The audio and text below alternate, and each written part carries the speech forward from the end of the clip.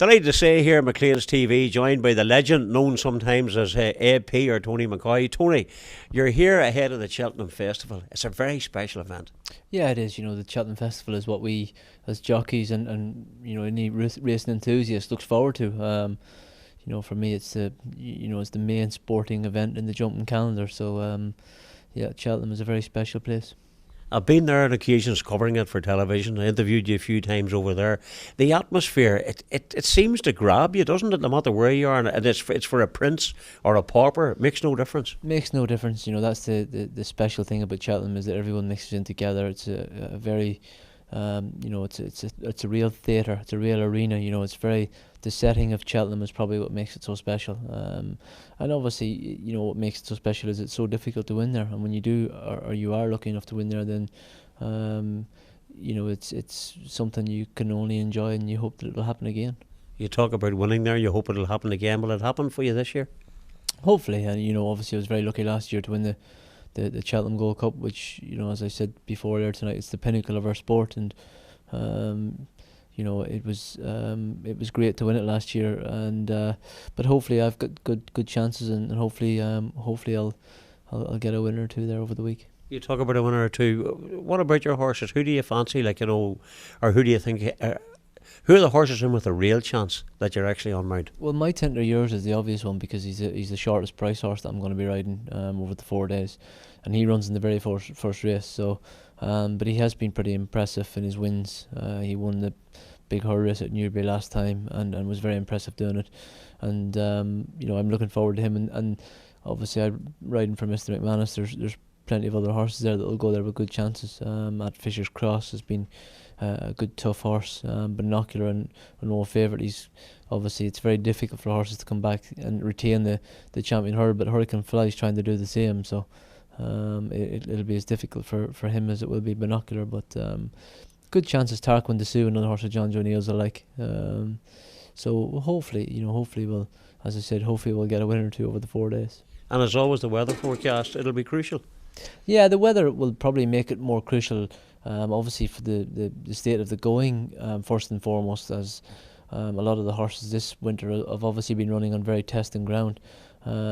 Whereas as far as the weather goes, from the race course point of view, I'm sure they'd like it to be nice and sunny, so they can enjoy the nice weather. But from a jockey's point of view, whether it rains or the sun's shining, it's pretty irrelevant, really.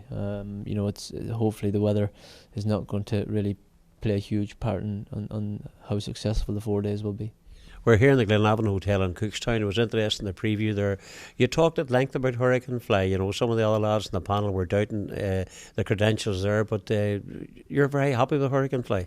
Look, he's an exceptional horse. He's won 11 or 12 Grade 1s. It's very difficult for any horse to achieve that. You know, there's question marks about whether he's as good at Cheltenham as he is at other tracks. And who knows, maybe he's not.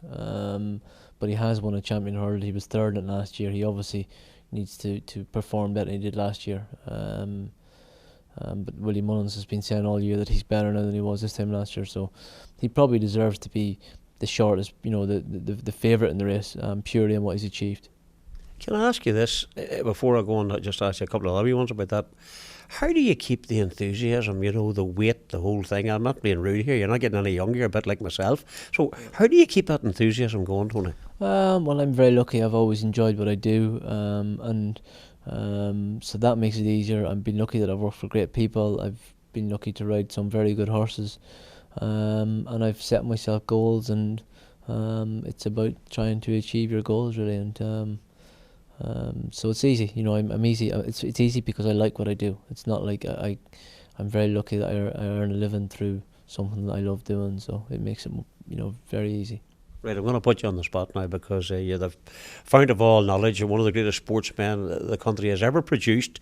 If you had a bad tenner from McLean's bookmakers, who would you put it on for Cheltenham?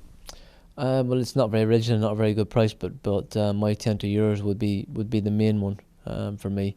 But I also like a horse of David Pipes called Buddy Bolero, who's running in the 4 mile National Hunt Chase, who's probably a better price than what My Tender Yours is. But if I was to pick out, you know, My Tender Yours is definitely my best ride at the meeting. So I'll put my tenner on that. I think so. I think that's the safest place. I was going to ask you just all the way whenever I have you here now too. You're an Arsenal fan, so obviously you know a lot about horse racing and nothing about football. What's going wrong with Arsenal? Yeah, I'm pretty much like all those fans. I'm an expert when it comes to football. Who knows? I don't know whether it's the board. I'm an Arsene Wenger fan, so I'm not one of the fans that thinks it's time for him to go, because you should be careful what you wish for. If Arsene Wenger leaves Arsenal at the end of the season, there'll be any amount of clubs in Europe that'll want to secure his services. So I'll stick with the manager and hope that, I'd be more inclined to hope that the board, whether it be the Arsenal board or the shareholders at Arsenal, maybe we get a new owner, whether it be the Russian Usmanov or whether it be someone from Saudi, and then we can invest and buy some new players, and rather be telling all the fans about how much the club has got in the bank. And the final question here now for McLean's, I want to ask you one wee thing.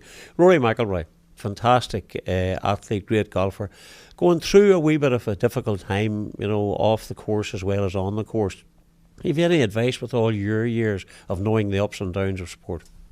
I wouldn't be one to give Rory advice, but I would love to have his talent. Look, he admitted that he made a mistake last week, walking off a golf course.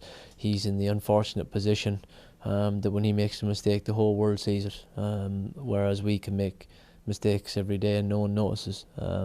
Unfortunately for Rory, everyone's watching, and everyone, people are as quick to jump on the bandwagon when you do make a mistake or when you do something great. Look, he's going to be one of the best golfers we'll ever see, so I don't think we'll have to worry too much about Rory. I think he'll be fine. Well, they are, ladies and gentlemen. We go from one of the best golfers that we've ever seen, Rory McIlroy, world number one. And I have to say, this man, a complete gentleman and an icon when it comes to horse racing, the one and only A.P. McCoy.